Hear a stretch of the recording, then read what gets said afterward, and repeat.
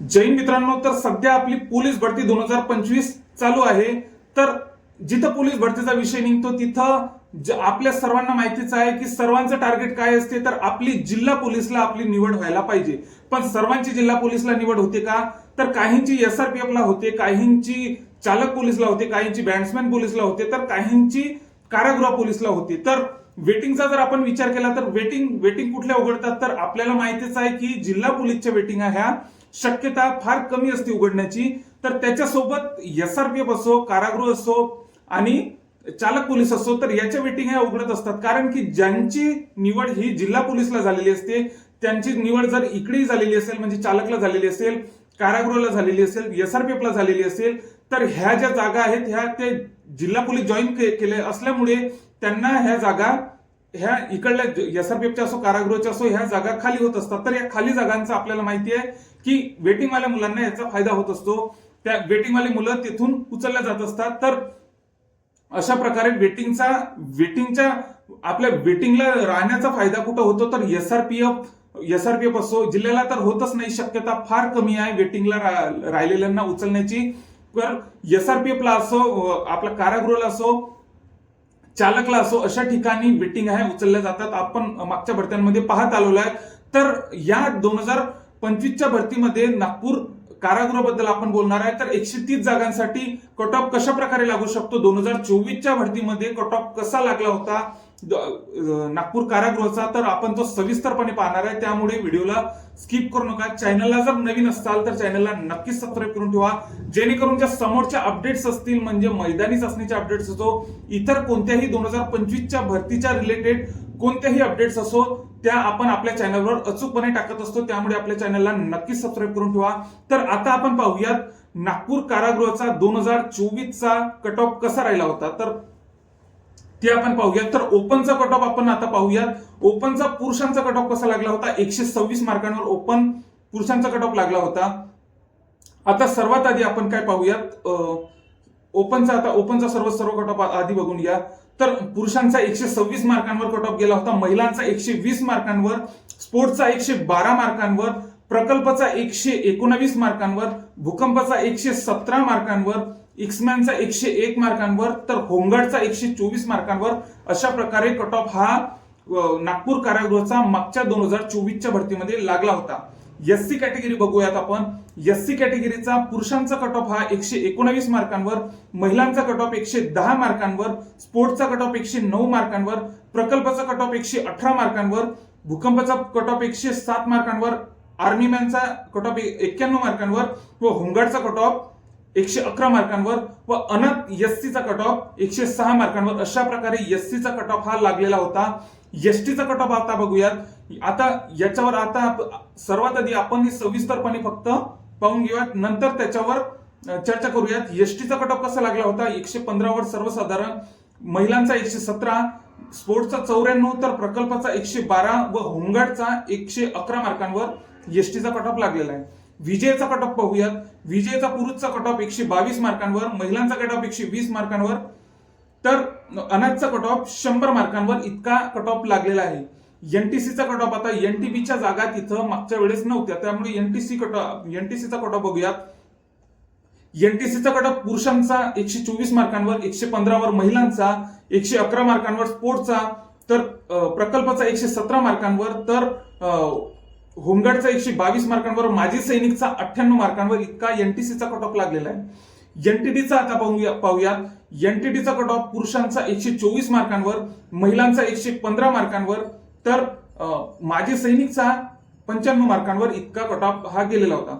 SBC कॅटेगरीचा पाहूयात। SBC कॅटेगरीचा सर्वसाधारणचा cut off 120 मार्कांवर, महिलांचा पण 120 मार्कांवर व त्याच्यानंतर 90 मार्कांवर माजी सैनिक यांचा कट ऑफ लागलेला आहे। त्याच्यानंतर OBC कॅटेगरी पाहूयात।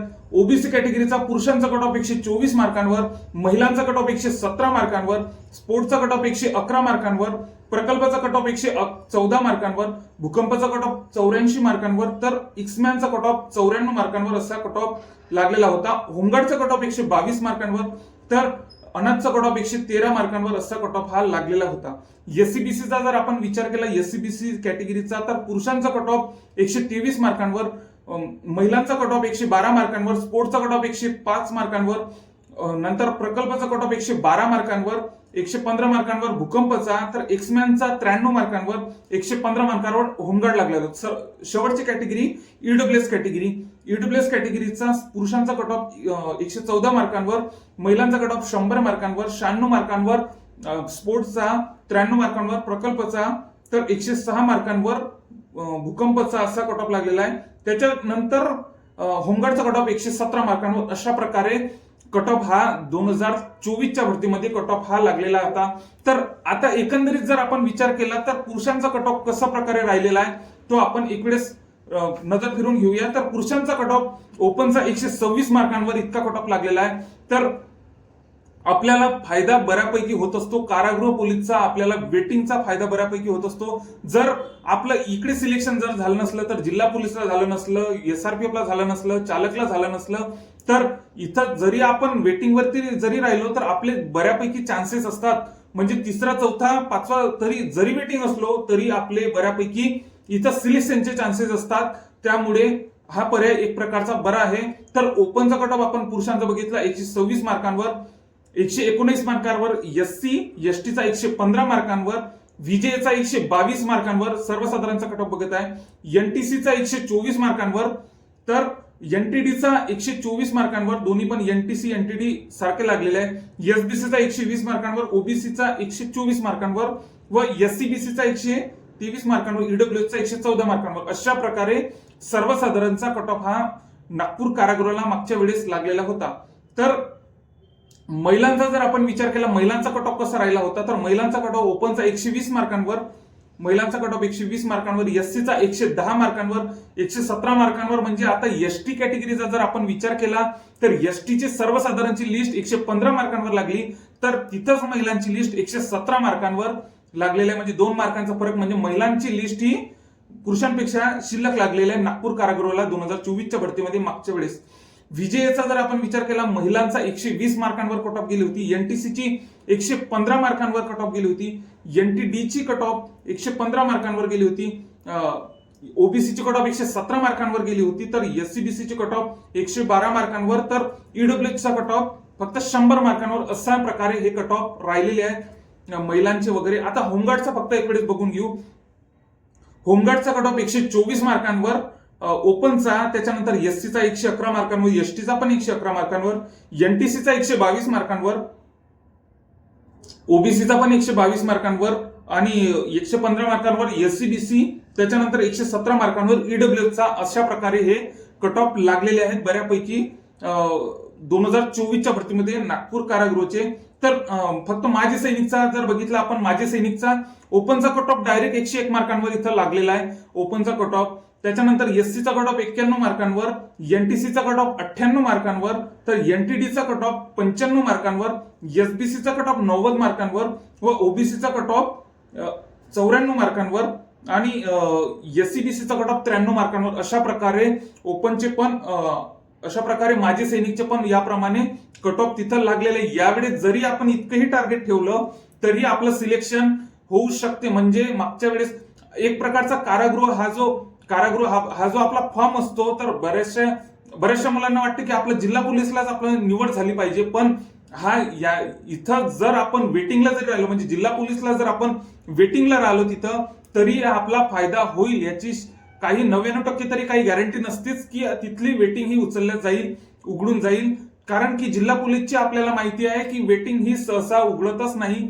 कारण की आता एसआरपीएफची असो, एसआरपीएफची वेटिंग एक वेळेस उघडून जाऊ शकते. म्हणजे बऱ्याच ठिकाणी आता ज्यांचं जिल्हा पोलीसला निवड झालेली आहे एसआरपीएफला पण झालेली आहे. कारण की ते जिल्हा पोलीस जॉईन करतात, नंतर एसआरपीएफची जागा खाली जात असते, वेटिंगवाल्या मुलांना भेटून जात असते. तर अशा प्रकारे एसआरपीएफची असो, कारागृहाची असो, चालकची असो, ह्या ज्या जागा आहेत या जागांमध्ये जरी आपण वेटिंगला जरी राहिलो तरी आपल्याला तिथला फायदा होत असतो. म्हणजे 5वा 6वा जरी वेटिंग असला तरीही ती उचलण्याची शक्यता असते. कारण की वरचे जे मुलं सिलेक्शन झालेले असतात त्यांची निवड ही जर जिल्हा पोलीसला झाली असेल तर नक्कीच आपल्याला त्या जागांचा फायदा होत असतो. व अशा प्रकारे आपण नागपूर कारागृहाचा सविस्तरपणे 2024चा कट ऑफ पाहिलेला आहे. तर आणखीही जशी अपडेट आता ग्राउंडची जशी अपडेट आपल्यापर्यंत पोहोचेल, म्हणजे ग्राउंडचे जशी अपडेट आपल्याला भेटेल तसं आपण आपल्या चॅनलवर अचूक टाकण्याचा प्रयत्न करणार आहे. कारागृहाची असो, SRPF ची असो, चालकची असो, तसेच जिल्हा पोलीसची असो, कुठलीही जशी अपडेट भेटेल तसे आपण आपल्या चॅनलवर टाकण्याचा प्रयत्न करणार आहे. त्यामुळे चॅनलला नक्की सबस्क्राईब करून ठेवा. जय हिंद.